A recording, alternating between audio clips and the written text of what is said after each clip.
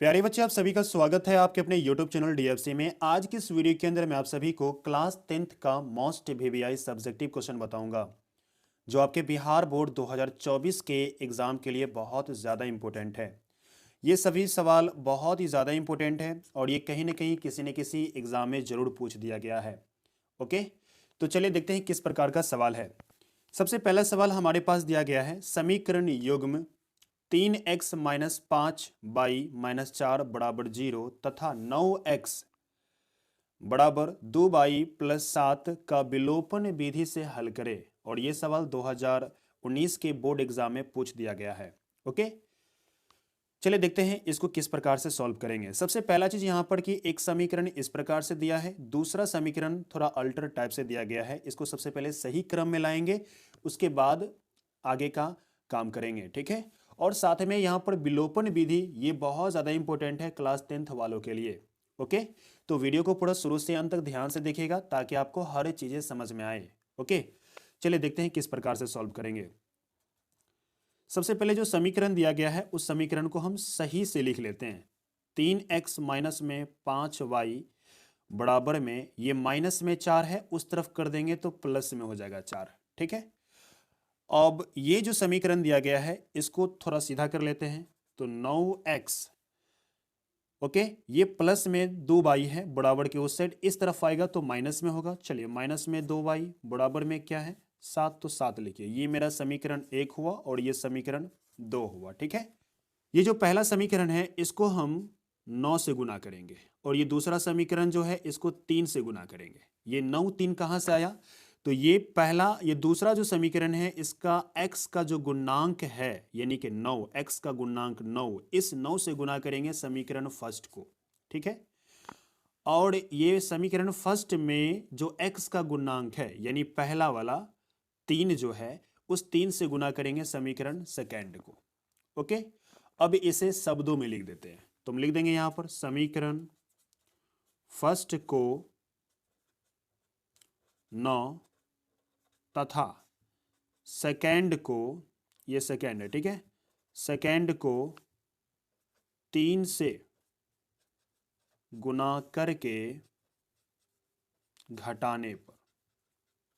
Okay, मैंने शब्दों में लिख दिया, क्लियर है।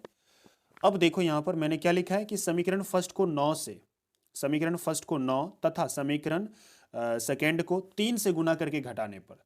चलिए फर्स्ट को 9 से हम गुना कर लेते हैं। ओके, गुना करते हैं तो क्या आएगा, 9 तिया 27 x, और यहां गुना करेंगे तो क्या आएगा, माइनस में 9 पंचे 45 बाई, इसको गुना करेंगे क्या आएगा, 9 चौके 36।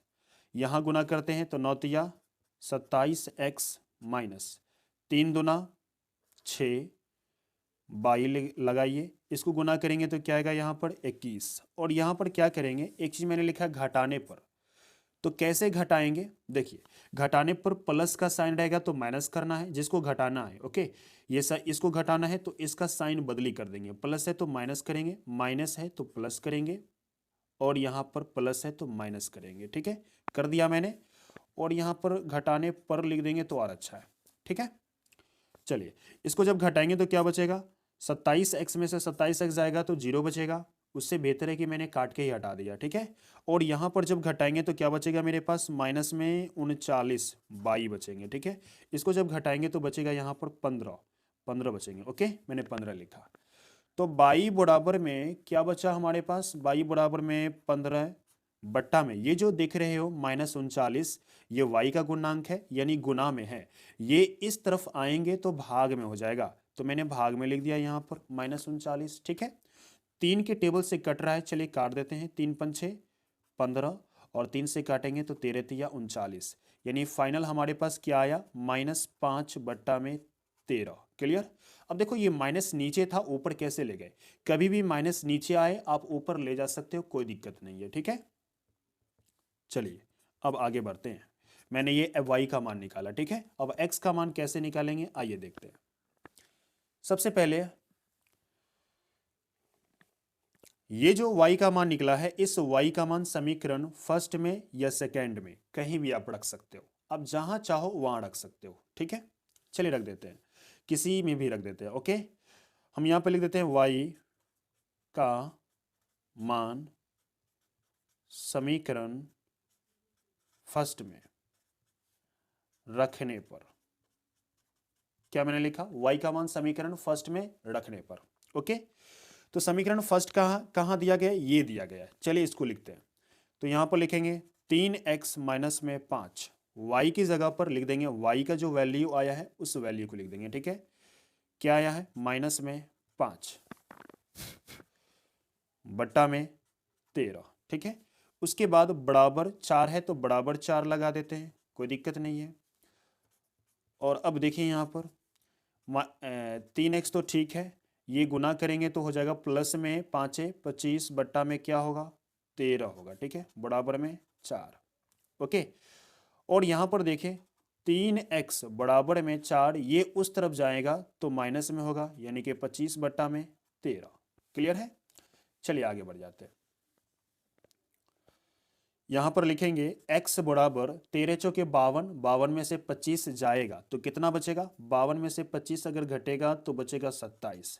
यहां पर कैसे मैंने किया, इसको इससे गुना किया है, माइनस है तो मैंने इसको घटा दिया है, यानी इसको गुना करके जो भी गुणनफल आएगा उस गुणनफल को इसमें, उस गुणनफल से ये 25 को घटा देनी है, यानी इसको घटा देनी है। ओके, अगर यहाँ प्लस रहता तो हम जोड़ देते, यहाँ पर माइनस है तो घटा दिया। ठीक है, घटाएंगे तो क्या बचेगा 27, और नीचे में क्या है 13, तो 13 रह देना है। ठीक है, और देखो यहाँ पर ये जो 3 है गुना में है, इस तरफ आएगा तो भाग में हो जाएगा, भाग मतलब नीचे में हो जाएगा। ठीक है, चलिए 3 की टेबल से कट रहा है, 3 एक 3, 3 नमा 27। ठीक है, यानी x बराबर में क्या बचा हमारे पास, 9 बट्टा में 13, यानी कि 9 बट्टा 13। ओके, ये मेरे पास x का मान निकल गया। ओके, अब देखो x का मान यहाँ निकाला मैंने, यहाँ y का मान निकाला और यहाँ पर मैंने x का मान निकाला। ठीक है, चलो ये हमारा आंसर हुआ। चलते हैं अगले सवाल की तरफ।